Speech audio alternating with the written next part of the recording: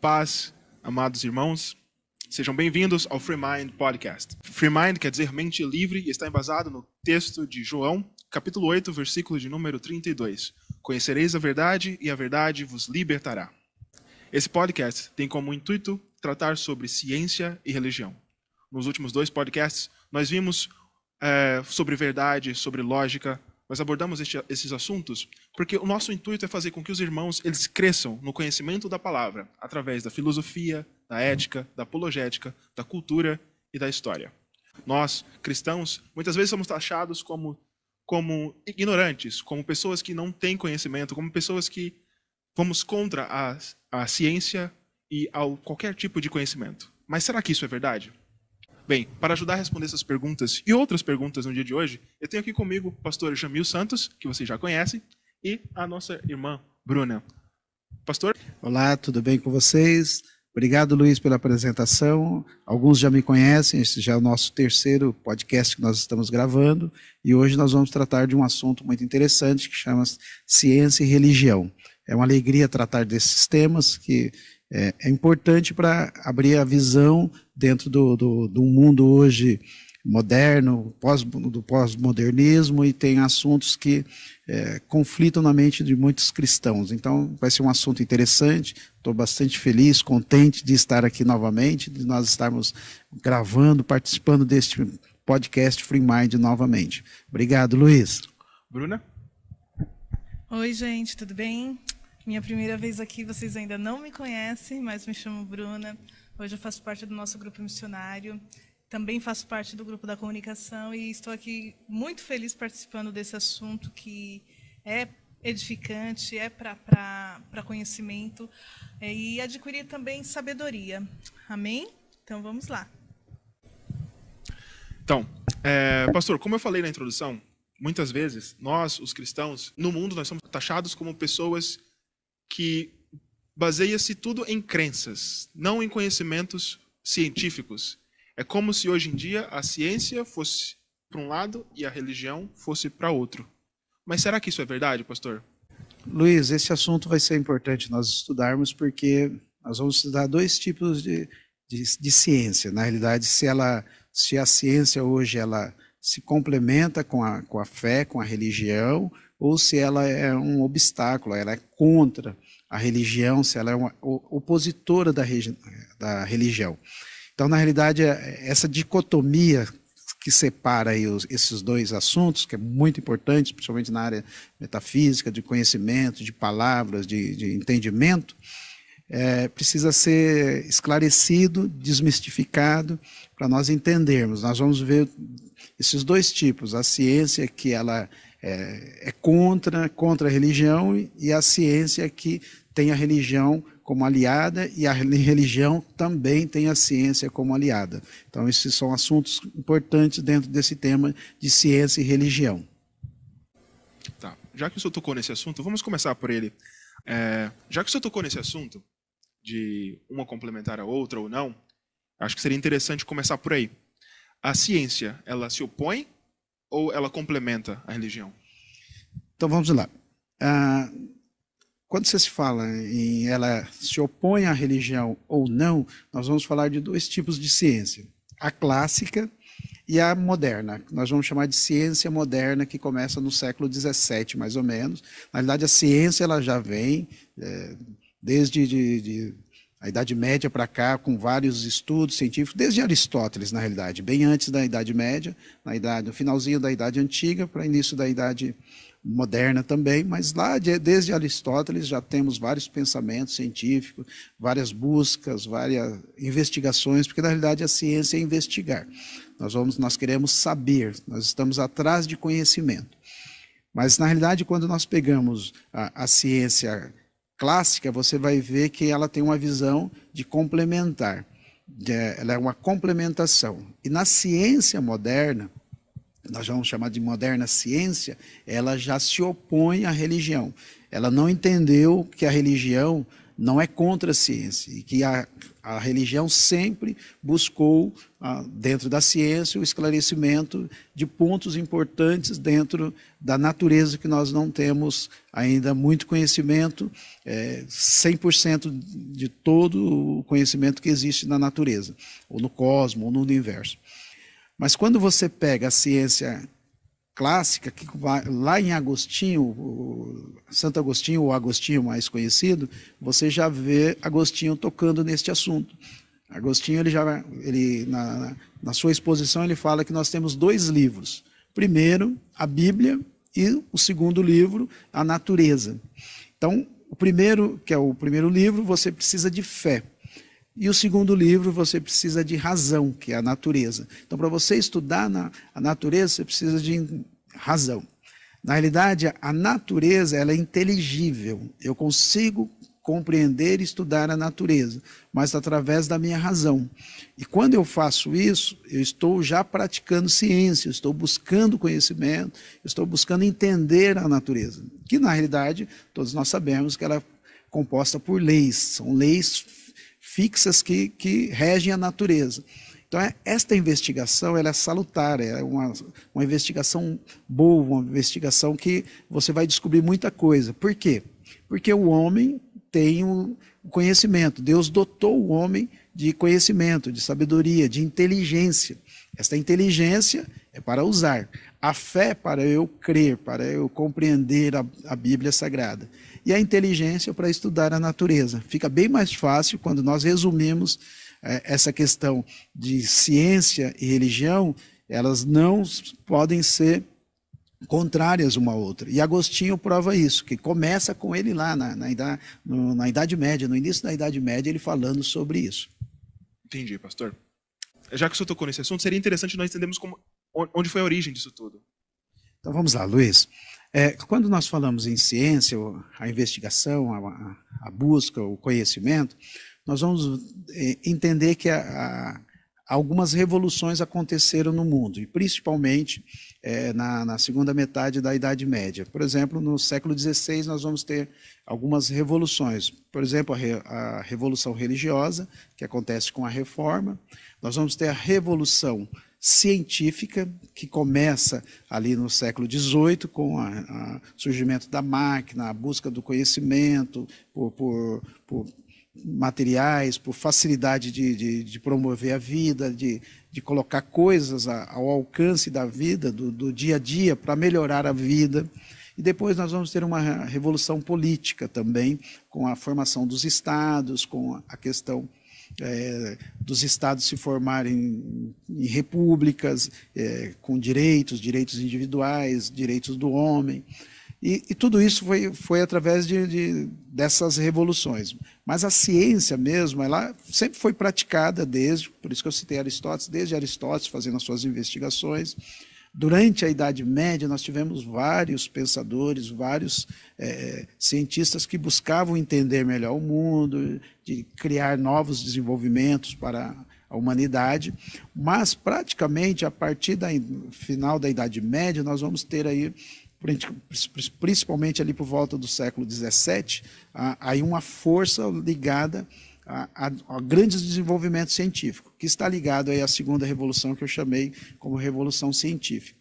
Na realidade, ali é o início, por quê? Porque ali eles trabalham o que eles vão chamar de um desencantamento do mundo, onde a igreja, que era considerada uma obscurantista, que vivia na Idade das Trevas, agora parte para uma coisa que nós vamos chamar de deísmo, que começa ali no século XVII, que é deísmo, não é teísmo. Deísmo são aquelas pessoas que crê que Deus criou o mundo, mas agora Deus já não age no mundo, deixou o homem à vontade para seguir sua vida e deixou o homem aqui para buscar os seus conhecimentos, seus desenvolvimentos.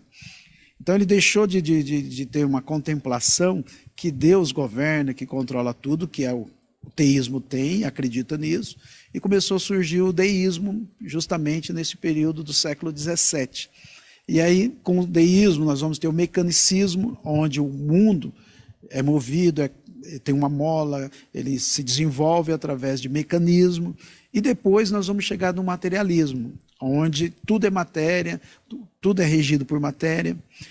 Dentro desse ponto, nós vamos ter o que nós chamamos de racionalismo, nós vamos ter o iluminismo, que é a antessala do positivismo, e depois do iluminismo nós vamos ter o que nós chamamos de positivismo, com Comte. E Comte também, ele vai tratar sobre isso, que ele vai falar de 3 eras da humanidade, que primeiramente que é a era que os seres humanos acreditavam que tudo estava ligado aos deuses, e toda a vida era ligada a Deus, as festas, tudo que se fazia na comunidade estava atrelado a uma festa religiosa, mas agora, através da racionalidade, já não está mais ligado a isso. E, por último, termina falando que tudo é explicado através do conhecimento humano, da razão humana. Então, praticamente, nós vamos ter um grande boom ali da busca de conhecimentos científicos a partir do século XVII, entra no século XVIII e XIX com o positivismo, que aí no positivismo eles dizem que só é válido aquilo que é positivo, que tem resultados. Aquilo que eu posso testar e ter resultados, que é empírico, que eu posso pegar, sentir, ver o resultado, medir, que está ligado aí a medir, a quantificar, a peso. Então, com o positivismo, nós vemos aí um avanço muito grande da ciência e também o desencantamento também da questão religiosa. Ali eles dizem que ali o homem ali agora se livrou da religião e que agora consegue resolver as coisas por si próprio, né? Entendeu? Foi praticamente o nascimento do pensamento ateísta. Sim, tá, bem lembrado. Nesse período começa o desenvolvimento ateísta. Na realidade, não eram que, principalmente os primeiros cientistas, não eram que eles eram ateus, eles eram cristãos. Nós vamos pegar os grandes cientistas, desde Newton, Isaac Newton, Copérnico, Galileu. Isaac Newton escreveu mais sobre Deus do que sobre ciência. Isso, Kepler, John Kepler, vamos ter aí todos esses cientistas, eles são cristãos. Mas o período que nós vamos estar vivendo é um período onde o ateísmo se desenvolve bastante, por causa de alguns escritores. Então nós vamos ter alguns escritores que vão desenvolver, como Nietzsche, como Marx, e aí aí que já estamos aí do século XVIII para o XIX, principalmente o século XIX, né? É isso que vai acontecer com o desenvolvimento da ciência. E esse período é um período que é muito marcado na história, mas os grandes cientistas, eles eram cristãos, mas agora estavam vivendo num período que alguns pregavam e ensinavam o ateísmo, como já citei aí Nietzsche, Marx e aí por diante. Uma dúvida, pastor Jamil. O ateísmo, essa linha de pensamento do ateísmo, eu posso considerar que ele surgiu devido ao homem conhecer demais devido à ciência ou pelo fato dele já não conhecer tanto e não achar suficiente? Olha, o ateísmo, você vai ter o ateísmo, o estudo do ateísmo vai remontar praticamente o início da Idade Média até antes, até na Idade Antiga. O que era o ateísmo? O ateísmo é quando a pessoa deixava de acreditar nos deuses. Então ele se tornava ateu porque ele não acreditava em mais nada. Nós vamos ter períodos onde nós vamos ter pessoas que se consideravam ateia, que é o termo mais correto, e eram considerados ateus. Mas nós vamos ver aí o surgimento desses grupos e podemos dizer aí até o ateísmo como religião mesmo, com a roupagem religiosa, com panfleto, com incentivo, com agremiações, reuniões, vamos ver a partir do século XVIII e entrando no século XIX. Principalmente do século XIX em diante, nós vamos ter o desenvolvimento do ateísmo devido a vários filósofos que falaram muito sobre os pontos de vista da humanidade, e o homem agora é livre para pensar, e ele deixa de acreditar em Deus. Então ele começa a falar que ser cristão, ser crente, acreditar em Deus é uma pessoa atrasada, retrógrada, é uma pessoa que não evoluiu, porque era o pensamento que eles desenvolviam na época. Então, um pensamento que está aí até hoje, né? Sim, que está aí até hoje. Mas foi aí onde nós vamos ter o surgimento aí, dos ateus, e no início do século XX também, depois da Primeira e Segunda Guerra Mundial, e depois o avanço do ateísmo tem crescido justamente por causa da difusão, da pregação, podemos dizer, deles, das agremiações que eles têm, dos grupos que eles se reúnem, mas principalmente pautado em grandes escritores, grandes filósofos que vão falar contra Deus, contra a religião, vão falar da morte de Deus, vão falar da religião como um atraso, que a religião não serve para nada.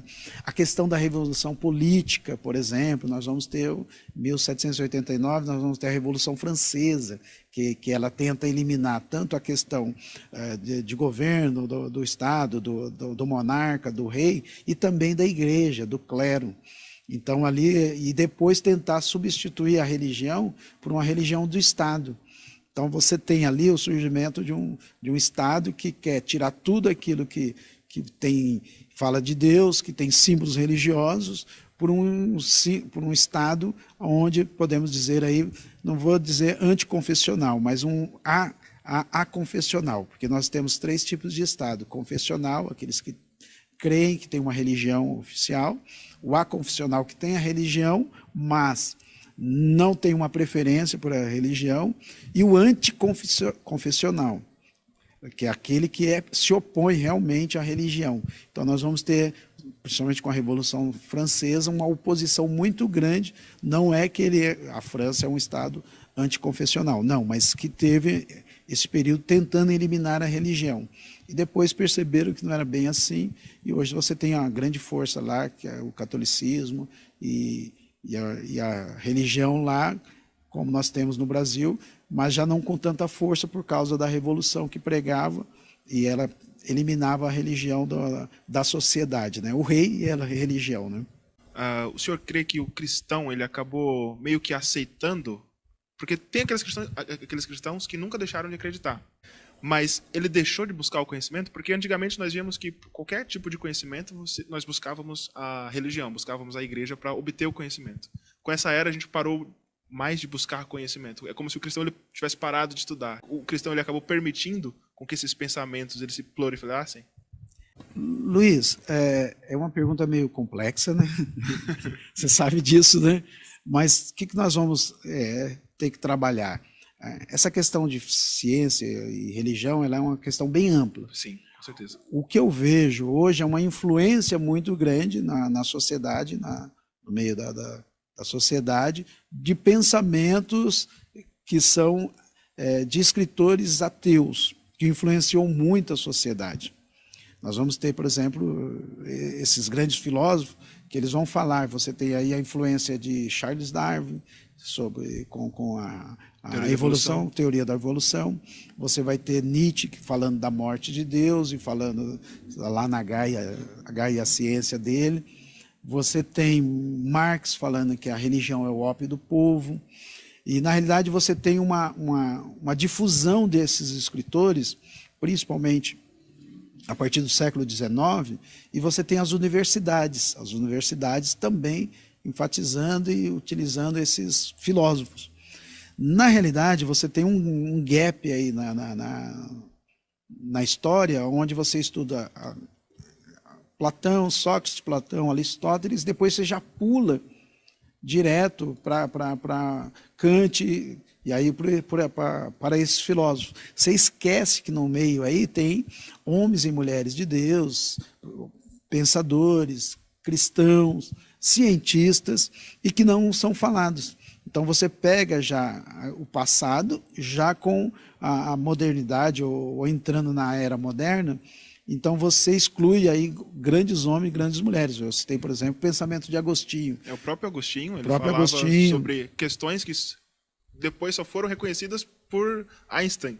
Mas o Agostinho já fazia questionamentos sobre tempo. Sobre Você tem matéria. Tomás de Aquino, que também é um grande filósofo, pensador, da Igreja Católica também, Tomás de Aquino. Você tem grandes homens aí que foram ignorados. Foram ignorados, que escreveram muito, tem volumes escritos aí com conhecimento. E que serviram de base para muitos cientistas que vieram depois. Sim, e todos os cientistas, os grandes cientistas, as grandes descobertas foram feitas por cristãos. Só que aí você pega do século XIX, na realidade você pega aí com o racionalismo, com o empirismo, o iluminismo e o positivismo, você pega o final e entrando na era moderna, só o pensamento desses homens. E talvez isso tenha influenciado muito a sociedade. Influenciou realmente. Influenciou nossos jovens, alguns adolescentes. E também eles não conseguem conviver com essa questão. Eu acho que é uma falta de compreensão. A compreensão de que sentido? Você tem, como Agostinho disse, os dois livros. Você tem a Bíblia, que você vai ter a fé para acreditar neste livro e aprender dos ensinamentos do Senhor Jesus Cristo. E você tem a natureza. Então, ainda existe um receio no meio dos cristãos que a natureza é para ser estudada. Na realidade, o que se estuda, na realidade, nós podemos dizer que na natureza você faz descobertas, porque as leis já estavam lá, sempre estiveram lá.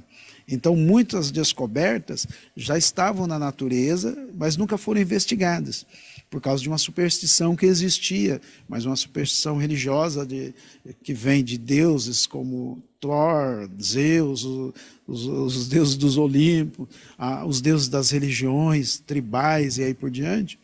Então você nunca parou para estudar a natureza. E quando se estuda a natureza, parece que há uma desassociação, separa religião de ciência, e não é isso. Então, o nosso Deus foi um Deus inteligente. Então ele deixou tanto a Bíblia para nós termos a fé e deixou a natureza para ser investigada e deixou para o homem o conhecimento que ele tem. Ele tem sabedoria, ele tem conhecimento, ele tem inteligência. E se o mundo é inteligível, o que é o mundo inteligível? Eu posso compreender o mundo. Como que eu vou compreender esse mundo? Através da minha inteligência. Então você tem a inteligência para compreender o mundo, que é só o homem que tem isso. No reino animal, como diz Aristóteles, nós somos o único que tem inteligência, que tem a fala, que consegue interpretar, descobrir o mundo, investigar o mundo, pesquisar. Então, quando o homem tem isso, ele está num mundo que ele é inteligível. E usando a inteligência, ele pode descobrir o mundo. Você tem o cosmo, você tem a cosmogonia. Então você pode investigar o cosmos hoje. Então você tem esta oportunidade, talvez a falta de você entender isso, de compreender que Deus nos deu essa capacidade, faz você se retrair, dizer, não, a ciência não é para o cristão. O cristão, quando começa a estudar muito, ele fica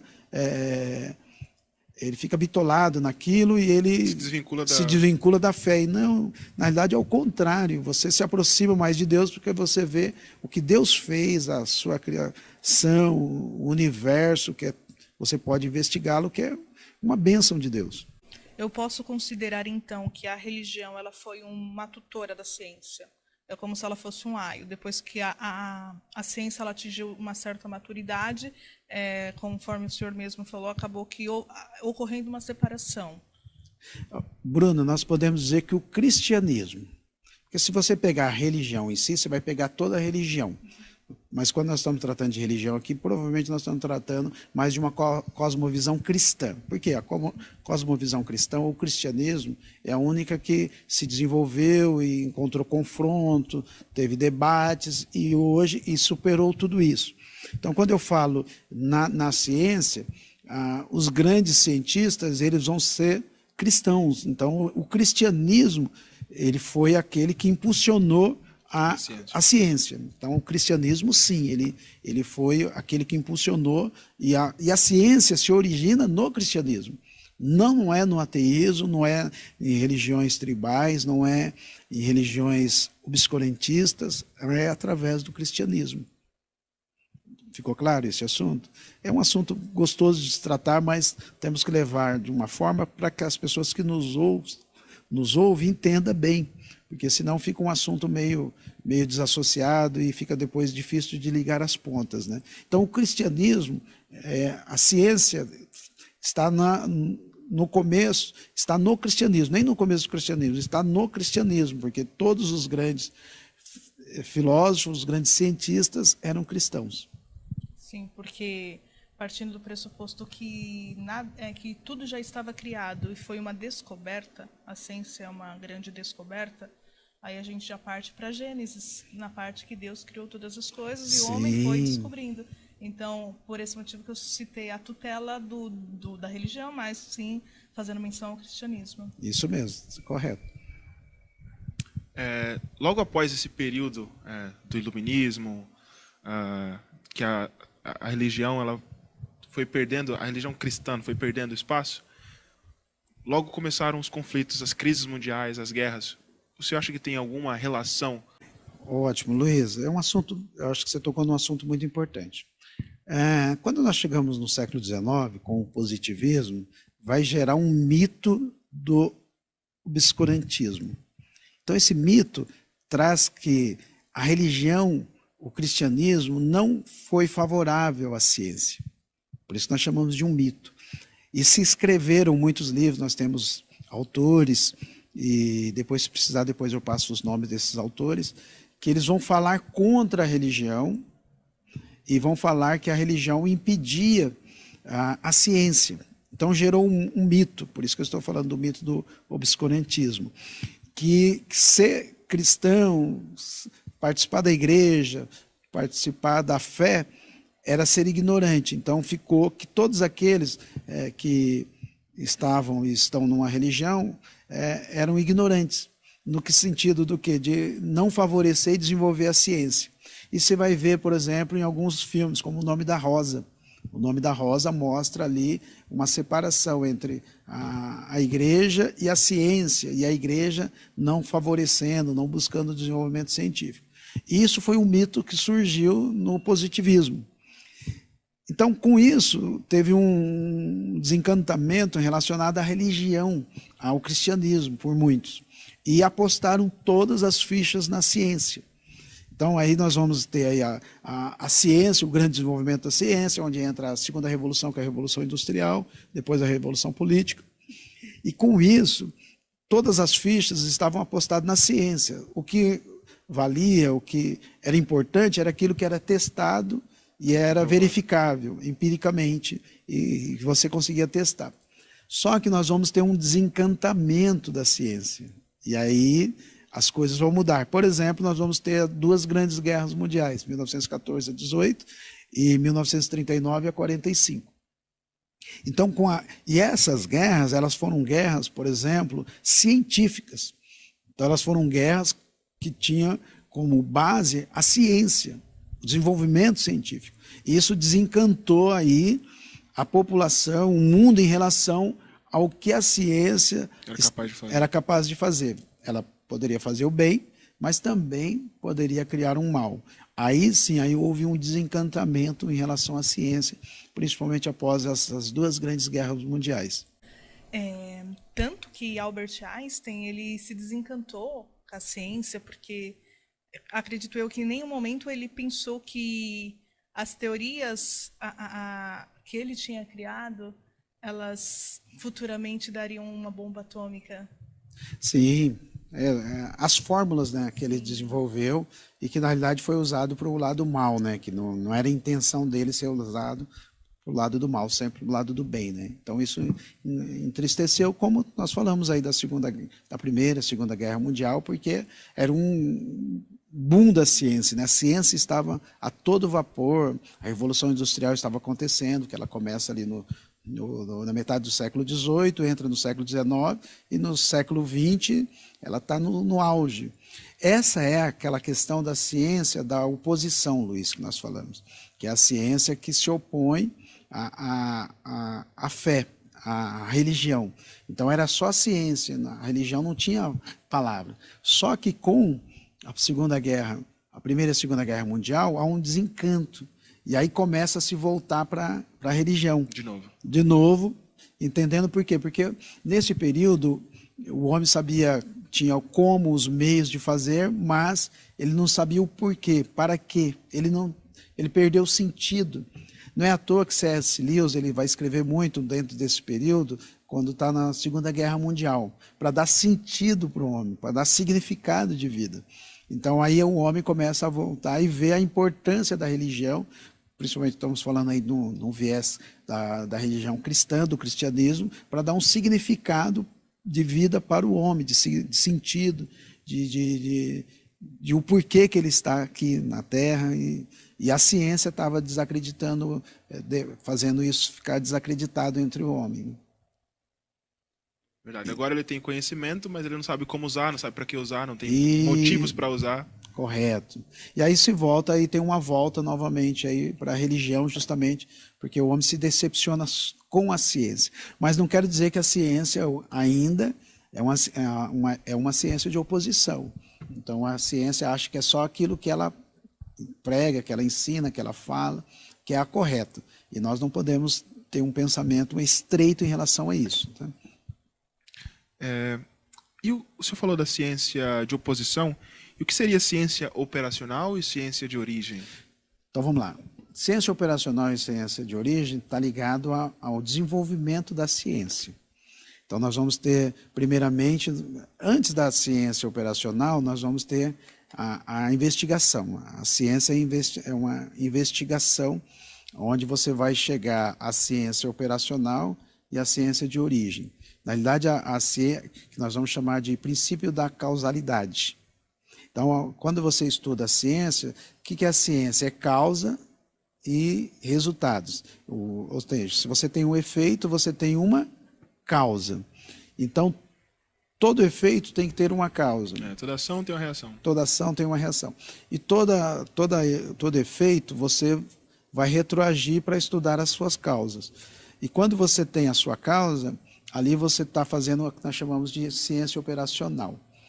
E a ciência de origem é quando você tem que remontar ao passado, a primeira causa e que gerou aquele efeito, o resultado, e que agora parou ali, agora você precisa entender por que está tudo, o mundo está criado, o cosmos foi criado, o universo foi criado. Você não está criando outro universo, então você precisa investigar. Então nós chamamos de ciência da origem. Você volta à origem da primeira causa, podemos dizer. Quem foi a primeira causa? Para tudo estar como está hoje. Por exemplo, o universo, o cosmos, que aí você entra dentro da cosmologia, que é a natureza e a estrutura do cosmos. Mas você tem a cosmogonia, que é o estudo da origem desse cosmos. Como que ele veio? Como que ele surgiu? O Big Bang, ele é autocausado? Ele sempre existiu? Ele teve um início? Teve um começo? Então, quando você estuda a cosmogonia, você tem que estudar quem criou esse mundo, de onde ele veio, quem foi o responsável por criar esse mundo. Então, você está fazendo ciência, estudando isso, que está dentro podemos chamar de ciências da origem, que você vai buscar uma causa, por exemplo, para a criação do universo, a criação do homem, o desenvolvimento do homem. Você vê que é muito assunto, né? Muito assunto. Muito assunto. E nós também estamos chegando ao fim, então nós podemos concluir que fé e ciência se complementam, uma necessita da outra. Sim. Eu sou defensor de que fé e ciência, fé e religião, elas se complementam. Do mesmo pensamento que Agostinho. Agostinho defendia que fé e religião elas se complementam, elas não são opostas. Ou seja, você, para a religião, para a fé, para a religião, para a Bíblia, você vai usar a fé, e para a ciência, você vai usar o conhecimento para entender, você vai usar a razão. Então, na realidade, você tem fé e razão, que elas não são desassociadas, elas estão juntas. Então, elas se complementam, que é o pensamento clássico. O pensamento clássico crê assim, que a religião e a ciência elas se complementam, não são opostas, não se opõem uma à outra. E quando nós entendemos isso, fica muito mais fácil você estudar a ciência e, ao mesmo tempo, continuar tendo fé. Ok? Ficou bem claro? É um assunto muito abrangente, esse assunto. Nós podemos tocar num próximo podcast ou num outro assunto e complementando aí o que faltar, o que realmente as pessoas precisarem entender melhor. Então, nós podemos concluir que nós cristãos, nós não podemos negar a ciência, porque tem muitos cristãos que eles, por não terem esse conhecimento, eles acabam se negando a estudar a ciência, acabam sendo opostos a muitas descobertas científicas, e nós cristãos, nós não podemos fazer isso. Não, com certeza não, Luiz. Por isso nós temos lá em Agostinho os 2 livros que ele fala da Bíblia e da natureza, e nós não podemos ser negacionistas em relação à utilização da ciência. É claro, nós temos que também entender que existe um preceito moral na ciência. Então, a ciência ela tem que trabalhar dentro de preceitos morais. Então, tudo aquilo que é cientificamente pesquisado, estudado, dentro de preceitos morais, nós somos a favor. Então, nós não somos contra. E também nós achamos que ela se complementa nesse sentido. Então, nós não podemos se opor à ciência com ética. A ciência que está sendo feito com ética, em bases corretas, e que, na realidade, está contribuindo para o desenvolvimento do homem, da sociedade.